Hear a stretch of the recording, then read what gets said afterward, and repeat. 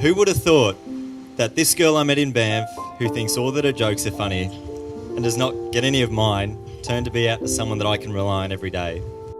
Someone whose moral compass always points in the same direction as mine, and someone who I'm very excited to spend the rest of our days together, with plans full of adventure, fun, laughter.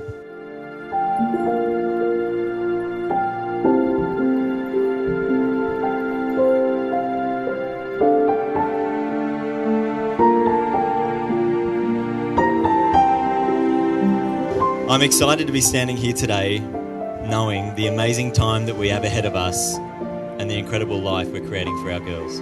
You're an amazing mum, friend, lover, and an incredible human being. You're motivated, caring, thoughtful, okay, sometimes funny, and you truly inspire me. No other opinion matters more to me than yours, and no other smile means as much. Sami, I love you.